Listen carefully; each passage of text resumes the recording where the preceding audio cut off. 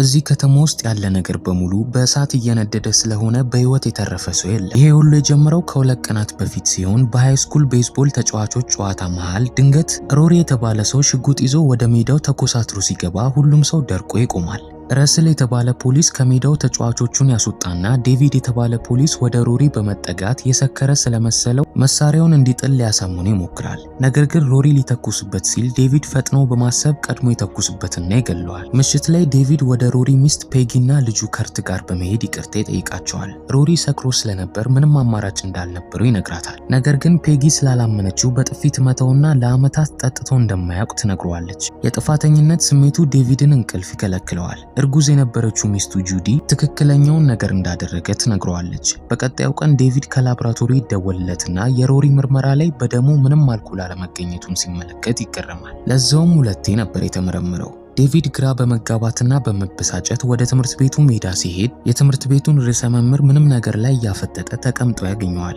እሱም በተመሳሳይ እንደ ሮሪ ነው እየሆነ ያለው። በሌላ በኩል ሆስፒታል ውስጥ ዲርድራ ባለቤቷ ቢልን ይዛ ዶክተር ጁዲን ለማየት ትሄዳለች። ቢል ደክሞት ብቻ እንደሆነና ሌላ ከባድ ነገር እንዳልሆነ ይናገራል። በተጨማሪም ትንሽ ፈዘዝ ብሏል። ጁዲ የተለያዩ ጥያቄዎችን ስትጠይቀው ተመሳሳይ መልስ ነበር የደጋገመላት። ምሽት ላይ ዲርድራ ጋራጃቸው ውስጥ የሆነ ድምጽ ትሰማና ቼክ ልታደርገው ትሄዳለች። የትራክተሩ ሞተር ቢነሳም ቢል ውስጡ አልነበረም። ሞተሩን ካጠፋችው በኋላ ዲርድራ ልጇ ሲጮህ በመስማቷ ተመልሳ ወደ ቤቷ ትሮጣለች። ክፍሉ ባዶ መሆኑን ስታይ ትደነግጣለች። ልጇ ግን ያገኛትና ዝም እንድትል ይነግራታል። ቁምሳጥን ውስጥ ከተደበቁ በኋላ ህፃኑ ቢላ መያዙን ይነግራታል። በዛው ሰዓት ቢል ደረጃውን ሲወጣ ስለሰሙት ድምጻቸውን ለመቀነስ ይሞክራል። ነገር ግን ቢል ያገኛቸውና ወዲያው በሩን ይዘጋባቸዋል። የቤተሰቡን እርዳታ ችላ በማለት ቢል ቤቱን በሙሉ በጋዝ ያርከፈክፍና እሳት ይለቅበታል። ፖሊሶችና የእሳት አደጋ ሰራተኞች ቦታው ላይ በደረሱበት ወቅት ጊዜው ረፍዶ ነበር። ዲርድራና ልጇ ሞተዋል። ቢል ደንታ እንኳን የሰጠው አይመስልም። ንዴት ላይ የነበረችው ጁዲ ላደረገው ነገር ስትጮህበት ቢል ዝም ብሎ ያፏጫል።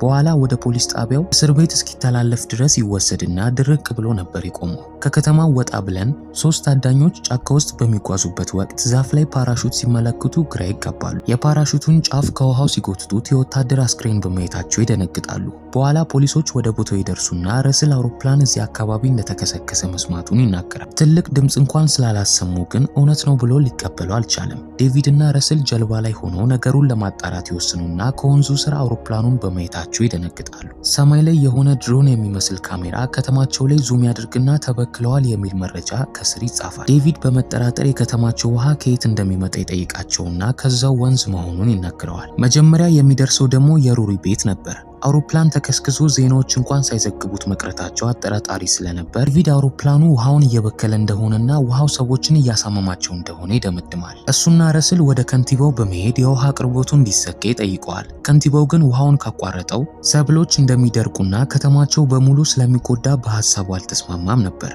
ስለ ቤተሰቦቹና ለከተማው ነዋሪዎች በመጨነቅ ዴቪድ ትዕዛዞችን በመጣስ የከተማውን ውሃ ይዘጋዋል። መዝጊያውን ራሱ ማንም ሰው እንዳይከፍትበት ይዞት ይሄዳል። ወደ ጣቢያው ስንመለስ ቢል ማቆያ ውስጥ ደምቶ ስላዩት ደንግጠዋል። የሞተ ቢመስላቸውም ግን እንደተጠጉት ሊያጠቃቸው ይነሳና ፊቱ ግን ወደ ዞምቢ እየተቀየረ ነበር። ዴቪድ ቢል እስካሁን ድረስ ወደ እስር ቤት መወሰድ እንደነበረበት ይናገራል። በዚህም ለበላዮቹ ቢደውልም መስመሩ እየሰራለት አልነበረም። በቀጣይ ዴቪድ ወደ ውጪ ቢወጣም ከተማው ከአንዲት ሳይክል ከምትነዳ ሴት ውጪ ጭር ማለቱን ይመለከታል። በዛው ሰዓት ጥቁር መኪና ውስጥ ሰዎች ፎቶ ያነሱትና ዴቪድ ሊጠጋቸው ሲል ግን መኪናው በፍጥነት ይነዳል። ዴቪድ በቀጣይ ወደ ሬሳ ክፍሉ ይገባና መጀመሪያ ያገኘውን አስክሬን ይገልጠዋል። አይኑም አፉም በክር መሰፋቱን ይመለከታል። ከሌላኛው ጠረጴዛ ድምጽ ሲሰማ ሰውየው በህይወት ነበር። ዴቪድም ሲገልጸው ይሄኛውም ተሰፍቶ ነበር ያገኘው። ዴቪድ አፉን ሲፈታለት ሰውየው ማስጠንቀቂያ ገና ከመስጠቱ የሬሳ መርማሪው ዴቪድን ከጀርባ ይመታዋል። ይሄኛውም ሰውዬ የተበከለ ይመስላል። ዴቪድን በአጥንት መቁረጫ ሊገለው ሞክሮ ትንሽ ትከሻው ላይ ይጎዳዋል። ዴቪድ ዶክተሩን ለመግደል ማሽኑን ይጠቀምበትና ይገለዋል። ነገር ግን ማሽኑ መሬት ላይ መንጠር ይጀምርና ወደ ዴቪድ መንደርደር ይጀምራል። ረስል በሰዓቱ መጥቶ ግን ያተርፈዋል። ከዚህ በመቀጠል ዴቪድ ወደ ቤቱ ይሄድና ከዚያም ልጠው ወደ ቤተሰቦቻቸው ቤት መሄድ እንዳለባቸው ሊያሳምናት ይሞክራል። ጁዲ ግን በእንደዚህ አይነት ሰዓት ከተማቸው ዶክተር እንደሚያስፈልጋት በመናገር ትቃወማለች። ድንገት ጁዲ ከቤታቸው ውጪ የሆነ ሰው ትመለከትና ዴቪድ በረቱን ቼክ ለማድረግ ሲሄድ ወታደሮች ያስሩታል። ባስ ውስጥ ያስገቡትና ጁዲንና ረስልን ጨምሮ ብዙ የታገቱ ሰዎችን ያገኛል። ባሱ የወሰዳቸው ወደ ትምህርት ቤቱ እንደማቆያ አድርጎ ሲሆን ሰዎች ከአጥሩ ጀርባ ተደርገው ታጥሯል። እነ ዴቪድ የሰውነት ሙቀታቸውን ቼክ ለመደረግ ይላካሉ።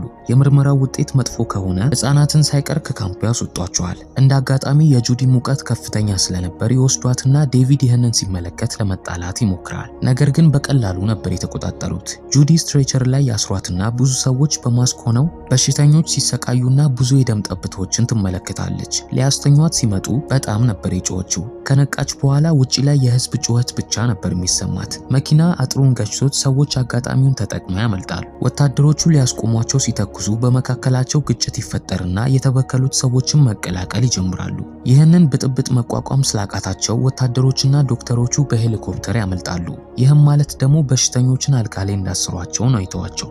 በተመሳሳይ ሰዓት ዴቪድ ወደ ሌላ ካምፕ ሊወሰዱ በተዘጋጀ መኪና ውስጥ ይነቃል። እያንዳንዱ እንዳልተበከሉ የሚረጋገጥበት የእጅ መለያ ይሰጣቸዋል። ሁሉም ጤነኛ ሰዎች ወደ ቦታው ሊወሰዱ እንደሆነ ቢነገራቸውም ዴቪድ ያለ ጁዲ ለመሄድ ፈቃደኛ አልነበረም። አንድ ጎረቤት ከተማው እንደተሰጋና በየድንበሩ ለማለፍ የሞከሩ ቤተሰቦች በሙሉ እንደተተኮሰባቸው ይነግረዋል። ከቆይቶች በኋላ ዴቪድ ወደ ፖሊስ ጣቢያ ይመለስና ቢልን መሬት ላይ ሞቶ ያገኘዋል። ሽጉጡን ያነሳና ድምጽ ሲሰማ ይደቅናል። ነገር ግን ረስል ነበር የመጣው። ሁለቱም የፖሊስ መኪና ሲያዩ ወዲያው ይደበቁና ዴቪድ ጁዲ የሰውነት ሙቀቷ የጨመረው እርጉዝ ስለሆነች ብቻ እንደሆነ ያስረዳዋል። በዚህም ረስል እሷን ለማዳን ሊያግዙ ይስማማል። ወደ ጁዲ ስንመለስ ጓደኛዋ ቤካ ከሷ አጠገብ ስትሬቸር ላይ መሆኗን ትገነዘባለች። ንግግራቸው ድንገት በሚያስፈራ የሰው ጥላ ይቋረጥና ለካ ቤን ነበር።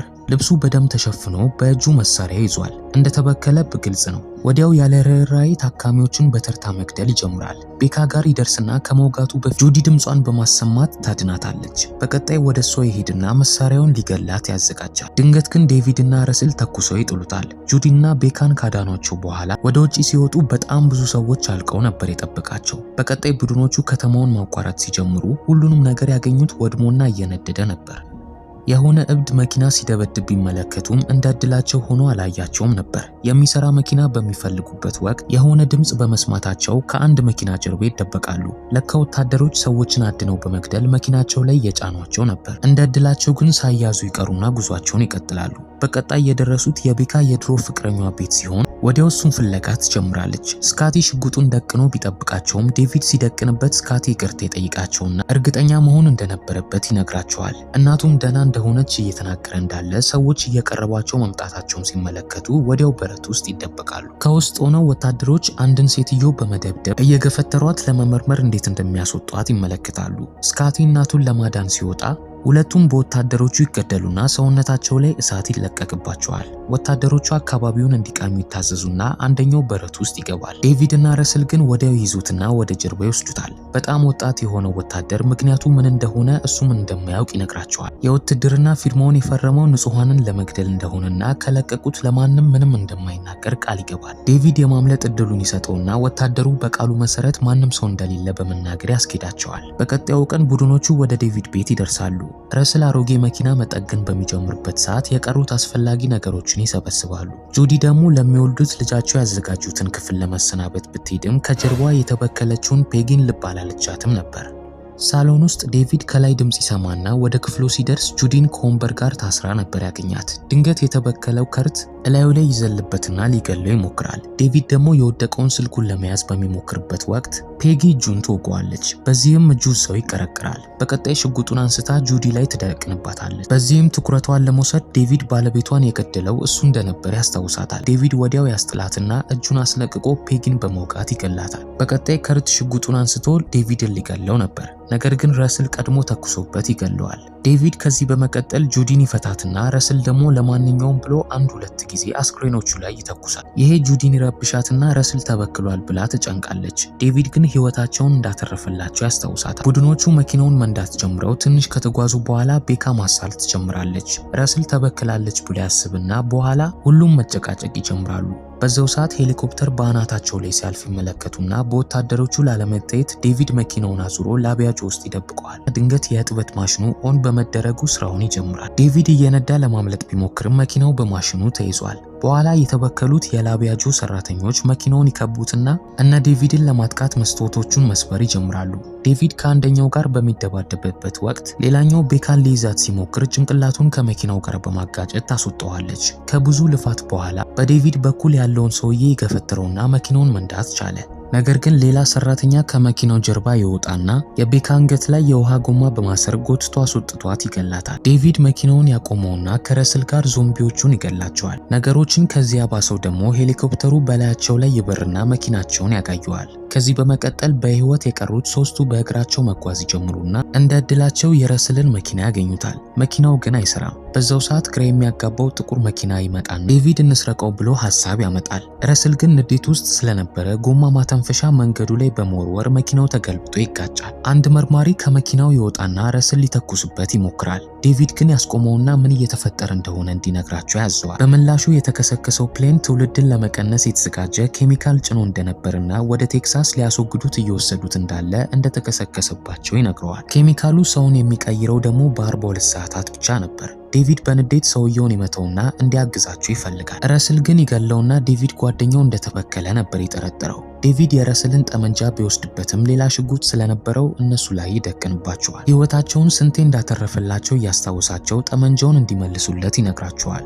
በቀጣይ ረስል ጥንዶቹን እንዲንቀሳቀሱ ያዛቸውና እንደ ታጋጅ ይይዛቸዋል። ትንሽ ከተራመዱ በኋላ ረስል የጠመንጃውን ጥይት በሙሉ አየር ላይ ያባክነውና ዴቪድ ሊያረጋጋው ይሞክራል። ረስል ሽጉጡን ዝቅ ሲያደርገው ዴቪድ ይመተውና ሽጉጡን ይወስድበታል። ወደ ሰማይ ሲመለከት ረስል በስተመጨረሻ ጤነኛ እንዳልሆነ ያምናል። ከመሞቱ በፊት ግን የመጨረሻ ሰዓቱን ከነሱ ጋር እንዲያሳልፍ አብረው እንዲራመድ ይጠይቃቸዋል። ከተወሰኑ ሰዓታት በኋላ ቡድኖቹ በወታደሮች የተዘጋውን ቀለበት መንገድ ያገኙታል። ረስል ትኩረታቸውን እንደሚወስድላቸው ይነግራቸውና ዴቪድ ሽጉጡን ለረስል ስለሰጠው ወደ ወታደሮቹ በመጠጋት ትኩረታቸውን ይወስድላቸዋል። ሽጉጡን ለመጠቀም ቢሞክርም ወታደሮቹ ቀድሞ ይገሉታል። ይሄ ለዴቪድና ጁዲ ድንበሩን ማለፊያ በቂ ሰዓት ይሰጣቸውና ያልፋሉ። በመንገዳቸው ላይ ጤነኛ ሰዎችን ጭነው የነበሩ 3 ጭነቶችን ያገኛሉ። ነገር ግን ሁሉም ሞተዋል። ካጠገባቸው ያገኙት ጥይቶች ይሄ ሁሉ የመንግስት ሴራ እንደነበር እንዲረዱ ያደርጋቸዋል። እንደ አጋጣሚ ካጠገባቸው የሚሰራ መኪና ነበር። በዚህም ዴቪድ የሚያስፈልጋቸውን እቃዎች መሰብሰብ ይጀምራል።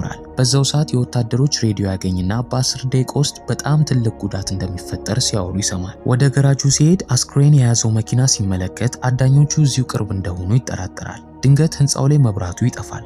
ጁዲ ጥላ ስትመለከት ወዲያው ቢላ በመያዝ ትደበቃለች። አዳኞቹ ሲይዟት ግን ወደ ሌላ ክፍል ስትደበቅ የባሰ ብዙ አስክሬኖችን ታገኛለች። አንደኛው አዳኝ ይህንን ክፍል ቼክ ለማድረግ ሲመጣ ጁዲ ሳትጸየፍ ከአስክሬኖቹ መካከል ትደበቃለች። አዳኙ ስላላያት ወዲያው ይወጣል። ጁዲ ወደ በሩ ተጠግታ የሆነ ሰው ሲያፍናት ለትንሽ ትጮህ ነበር። እንደ አጋጣሚ ግን ዴቪድ ብቻ ነበር። በቀጣይ ጥንዶቹ ወደ መኪናው ይሄዱና በሩን ሲከፍቱት ከውስጡ አስክሬን ይወድቃል። ወደ ውስጥ ቢገቡም ዴቪድ ከቢሮ ውስጥ የወሰዳቸው የትኛውም ቁልፍ ሊሰሩለት አልቻለም። በዚህም ሌላ ቁልፍ ለመፈለግ አስክሬኑን ያገለባብጣል። ቁልፉን ቢያገኘውም ከመንቀሳቀሱ በፊት አንድ አዳኝ እግሩን ይይዘውና ወደ ጸብ ይገባሉ። ሁለተኛው አዳኝ ወደ መኪናው ለመግባት ቢሞክርም ጁዲ ወዲያው ተኩሳ ትገለዋለች። ትንሽ ከተመታቱ በኋላ ዴቪድ አዳኙ ላይ ዘይት ያርከፈክፍበትና በላይተሩ እሳት ይለቅበታል። ጥንዶቹ ከዚህ በመቀጠል በመኪናው ጉዞ ይጀምሩና ዴቪድ የወታደሮቹ ሬዲዮ በእጁ ስላለ ከ10 ወደ 0 ሲቆጠር ይሰማል። ድንገት ትልቅ ፍንዳታ ይከሰትና ሙሉ ከተማው በቀይ ብርሃን ብቻ ይሞላል። ወታደሮቹ ከተማቸውን አጋይተውታል። የቦምቡ ኃይል በጣም ከባድ ስለነበር መኪናቸውን ገፍቶ ይገለብጥባቸዋል። እንደ አጋጣሚ ሁለቱም ይተርፋሉ። እጅ ለእጅ ተያይዘው ያደጉበት ከተማ ሲወድም ይመለከታሉ። በቀጣይ ጥንዶቹ ወደሚቀርባቸው ከተማ ጉዞ ሲጀምሩ ከላይ ድሮን ቀርጿቸው ተበክለዋል የሚል መረጃ እንደሚሰጥ አላወቁም። በሌላ በኩል ዜናዎች ከተማው የወደመው ሊቆጣጠር ባልተቻለ እሳት እንደሆነ ይዘገባል። ቦታው ላይ ሪፖርተር ቢኖርም የሆነ ዞምቢ ሲያጠቃው ፊልሙ ያበቃል።